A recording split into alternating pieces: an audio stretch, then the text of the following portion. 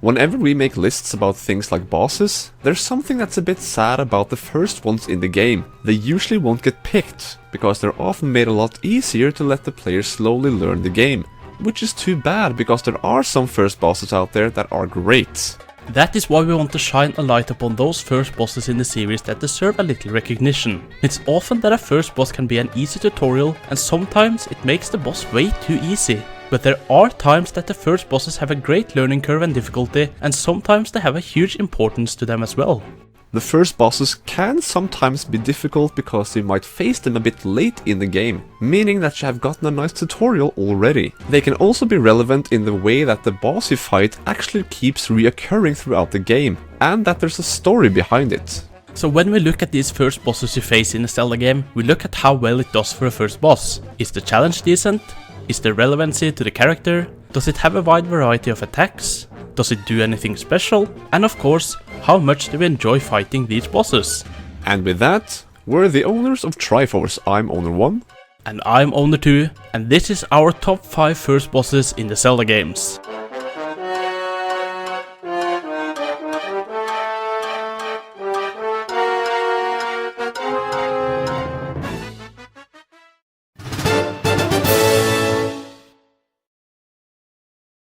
For number 5, we go to A Link to the Past and the boss of the Eastern Palace, the ARMOS Knights. This boss isn't totally special, but how often do we get to face a boss that consists of 6 beings? Almost never, either before or after. The ARMOS had existed in Zelda 1 and outside the Eastern Palace before this encounter, but never had Link faced off with 6 huge ARMOS Knights at once. The battle isn't the hardest ever, but it's a nice way to start off. There's at least 2 ways of attacking them, both with the sword and the item you obtain in this dungeon, the bow. They jump around in a circle before lining up against the wall, then they move towards you before they go in the circle formation again. This is actually a 2-phased battle as well.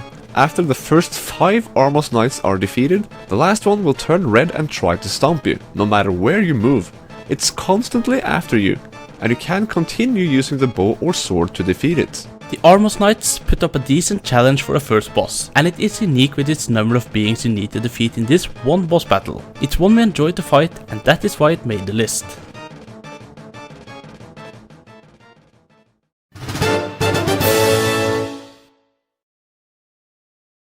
GOHMA is a very familiar boss in the Zelda series, and there have been 2 times it's been the first boss. We have the one in Ocarina of Time and the one in Wind Waker. There's actually a big difference to them both, even though its vulnerability hasn't changed. A lot of people are probably gonna disagree, but we're going with GOHMA from Ocarina of Time on this one.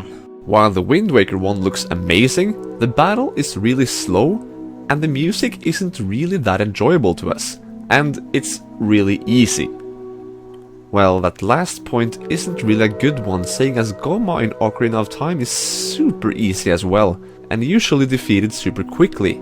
So, why did it make the list again? Because of the atmosphere, mostly. You descend down inside a dying tree and you enter this dark room. You know that this is the boss room, but the room seems empty. Then you hear some noises. You use the C button to go to first person mode and you look around. What do you see at the ceiling above you? This huge glowing eyeball that looks directly at you, and this weird but somewhat cool arachnid falls down, ready to fight you. Ah, that's true. But we have to say something about the battle itself. Queen GOHMA can be defeated really quickly with Deku Nuts, Deku Sticks, the Slingshot and the Sword. Which is sad because GOHMA has other moves than just to attack with its limbs and whatnot. She will climb the wall or pillars to go back to the ceiling to lay eggs, and you'll have additional enemies to fight off. The thing is, she can be attacked from there as well, and it really doesn't take many hits before she's defeated. As an actual battle, she's kinda pathetic, but atmospherically, she's amazing for a first boss. After all, there had never been a boss encounter as atmospheric as this one, at least not when it comes to regular dungeon bosses. This was the first 3D game in the series, and they did a great job using GOHMA and the third dimension to create a huge atmospherical advantage. And this was probably huge to those people who followed the series and experienced this back in 1998. So, no matter how easy she is, she did an amazing job as a first boss, especially considering the circumstances of this game.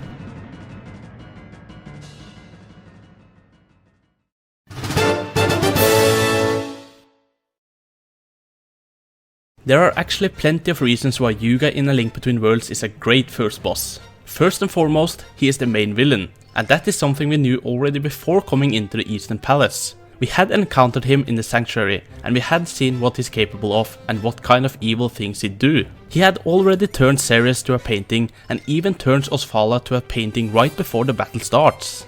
So the reason why we fight him is laid out for us, but there's more to him than just that. The battle arena is pretty small, and with his wide variety of attacks, it actually makes the battle very tense and exciting.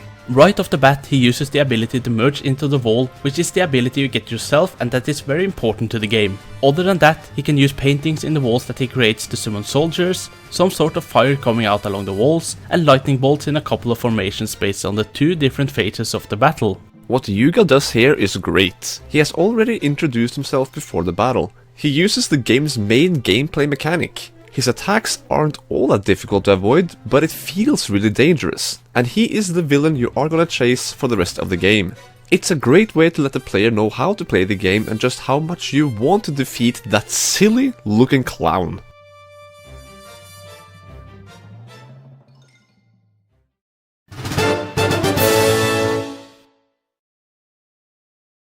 There is one first boss we have loved for ages, and that is mostly because of how he puts up a great fight. Our number 2 first boss is Odolwa from Majora's Mask, and let us be clear on this. We're talking about the N64 version. Majora's Mask 3D changed up most of the boss fights pretty significantly, and Odolwa was somewhat changed for the worse. It's not bad, but we find the N64 version a bit more enjoyable. Odolwa isn't much of a character like a villain or anything. He isn't presented at all before you face off with him at the end of Woodfall Temple, and you never see him again after.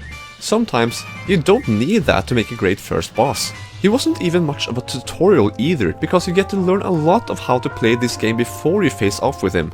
He can be defeated rather easily and isn't very difficult. However, he's not as easy as GOHMA, to put it that way. What we really enjoy about this huge masked jungle warrior is his size, his weapons, his chants, and the most important thing, the variety of attacks. He can strike you with his sword and even do a spin attack. He moves all around the room with jumping and even running around. He can summon 2 types of bugs, one that crawl along the ground, and another moth-like bug that surrounds you in the air. In addition to all of this, he can also summon a circle of fire. It's almost crazy that the first boss with little significance to the story is so versatile with its methods of attacks. If you constantly attack him the right way, like with arrows and your own sword, or stun him with the Deku Mask and nuts, you might defeat him before you even get to see all of his attacks, but just take it a bit slow with him and you'll see why it's so much fun fighting him.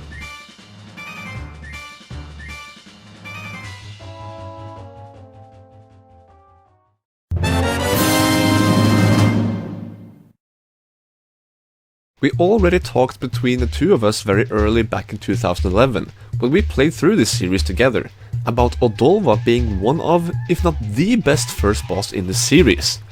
That was until November that same year.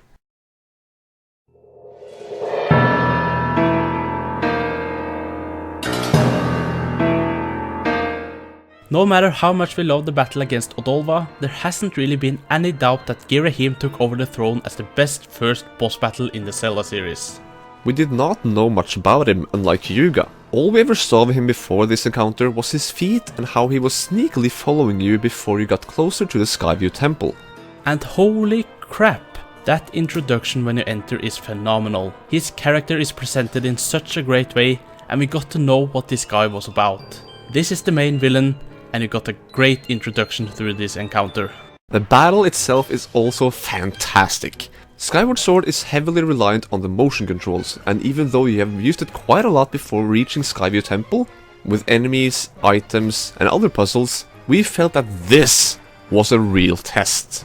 While many boss encounters in the Zelda series usually have had a pretty obvious weak spot for you to attack, there's nothing with GHIRAHIM that is too obvious. Of course, it's easy to think that you're supposed to strike with your sword at its body, but that's easier said than done when he blocks your attack so calmly with his own hand. The dude doesn't even use his sword to begin with.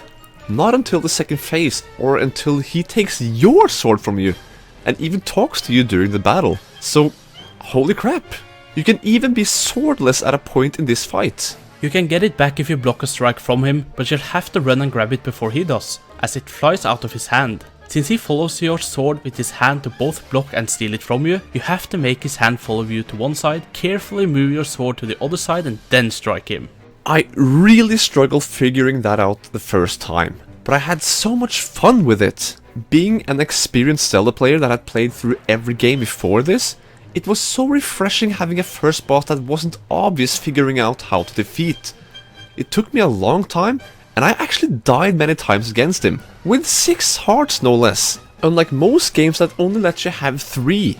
He really was challenging, and this isn't the only challenging part. Eventually he'll take out his own sword, and the battle changes up a bit.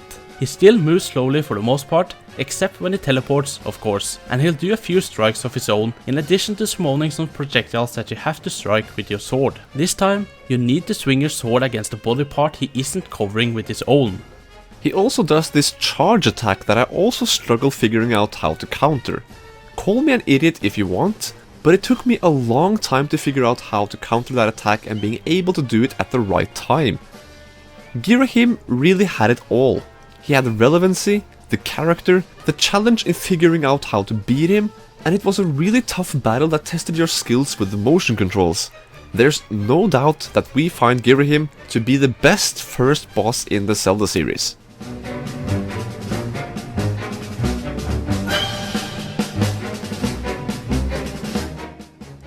Hope you enjoyed our list of our favorite first bosses in the series. If you did, then hit that like button, and of course leave your own thoughts on the matter in the comments. And if you're into side quests, then you might want to subscribe so that you won't miss out on our next video, the top 10 side quests.